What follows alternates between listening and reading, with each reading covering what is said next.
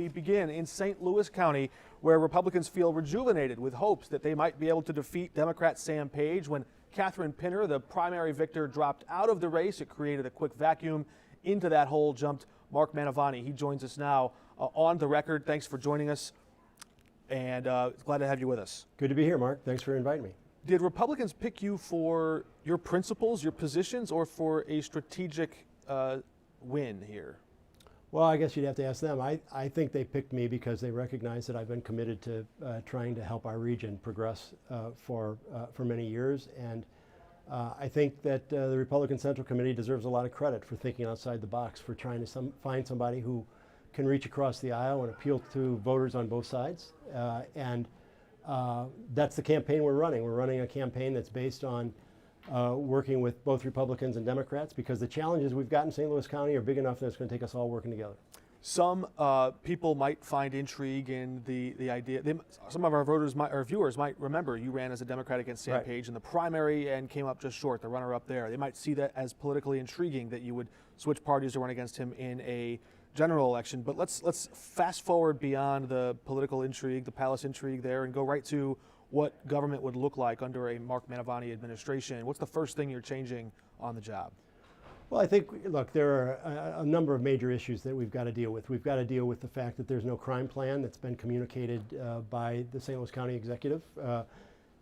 Everyone knows that our crime issue in the region is the preeminent issue of our time, and the fact that there has been no appreciable effort by the county executive to deal with that, I think, is disappointing to many people. And so he says crime is down and substations are going up for police.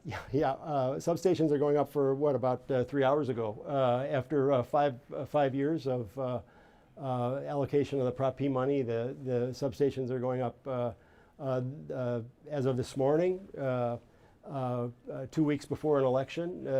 And are you suggesting it was political? Well, I think that the costs have doubled over the course of the 5-year delay, and they're breaking ground 2 weeks before the election. We'll let people draw their own conclusions. The reason Sam Page gives for that is because there are certain goals they want to set in diversity hiring and training. The people getting the work, getting the government money, they want to make sure it's not just going to rich white developers. Yeah. So would you call that red tape, or would you call that a worthy goal? Oh, I think those goals are worthwhile. I just don't think it takes 5 years to achieve them. Mm-hmm. Is there something? You come from the world of business. You've studied politics, even at the college level, and also practiced that as a candidate for a little while. Is there something about the business background that you think gives you an advantage in government? And do you see the difference in the aim, one for profit, one for the public good? So first of all, I think the most important thing to recognize is what the office that I'm seeking. I'm seeking the county executive's office, which is at its heart an administrative job. $1 billion budget, 4,000 employees. Who require leadership and a vision and a sense of being aligned with the mission of the county. That is, by definition, primarily an executive level job. That's why we call it as much in some respects. And I think that my years in business of running $100 million budgets and leading hundreds of employees are clearly solid training for that activity. And the other thing about that that is relevant about this is the county executive job is not one that really requires focus on political ideology. This is a job that is charged with making certain that the county government works effectively for the people of St. Louis County. And I think people in St. Louis County have seen enough of political infighting and are craving what is good government, which is reduction in the chaos and the dysfunction that we've seen from the county government for the last few years. It's interesting to note. I think an executive might find, say in business, say they found 20% in bloated spending, cut that spending. Shareholders would say, this guy's a genius, let's give him a raise. In government, you find 20% in spending, you cut that. Voters might say, that's cruel, you're hobbling the operations of government. Do you see is there a difference in how you would approach one or the other? Look, I think that any enterprise needs to be managed with an eye towards efficiency and to serving the vision of that enterprise. The vision, the objective of government is to make certain that we're serving the people of St. Louis County so that their primary needs are being met.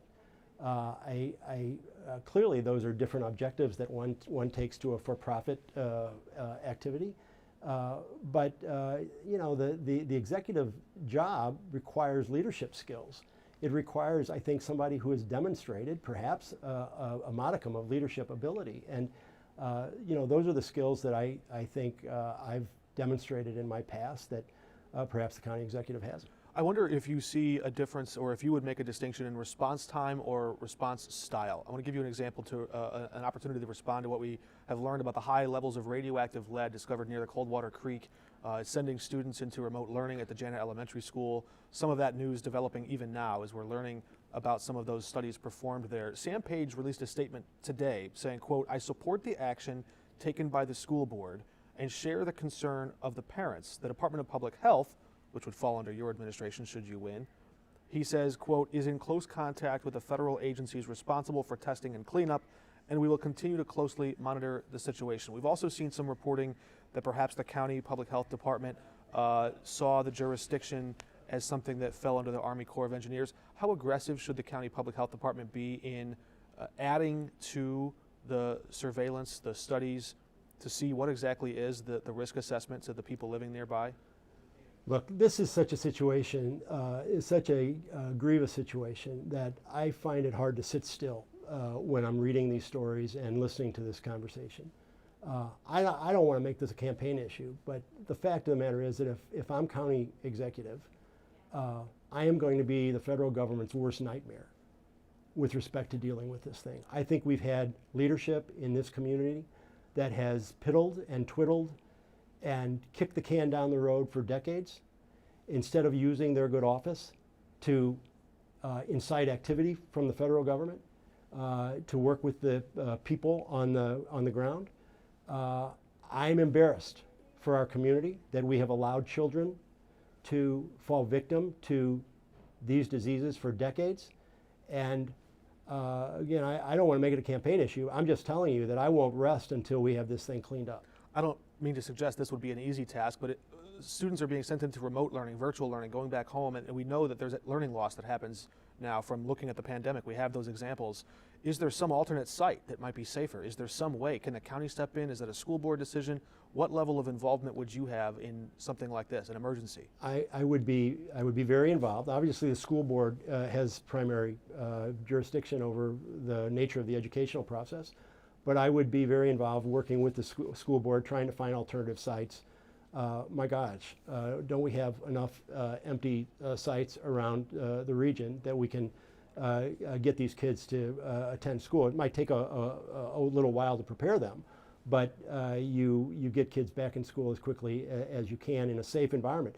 I think by the way, Mark, I think we need to do more testing around there to find out exactly what the extent of the exposure is. I'm a little concerned that we found this radioactivity in the school, and we're going to deal with it at the school level, and I don't know where it begins or ends. And I think that as a community we have the responsibility to make certain that that area is safe. Certainly a lot of people wondering what the risk radius is there, and reporting still yet to do. In our last 30 seconds before we let you go here and go to our next guest, I wonder, we've heard Sam Page in public comments just recently suggest that the budget in St. Louis County is in rough shape, and that after some period of time there might have to be some, I don't know if there could be tax increases. It sounds like he was almost inferring that. It sounds like there's just not enough revenue to go around. How could that be true with the record RAM settlement, the record federal COVID money? I know it's all a big lump sum, but do you see it, the budget problem or a solution differently? No, it's a huge problem. We're going to have to evaluate how we're going to make this ballot budget, budget balance in the coming years. I think the objective is to make it balance without exhausting our infusions of capital from these other sources as much as possible. And so the first thing that I'll have to do as county executive is try to evaluate where, if there is waste in the budget, where it is, and how we can reduce it, and get the government back on sound footing. Mark Mantovani, thanks for joining us on The Record. He is on the ballot November 8th, that election 3 weeks from yesterday, and 2 weeks from today, his opponent, Dr. Sam Page, will be joining us.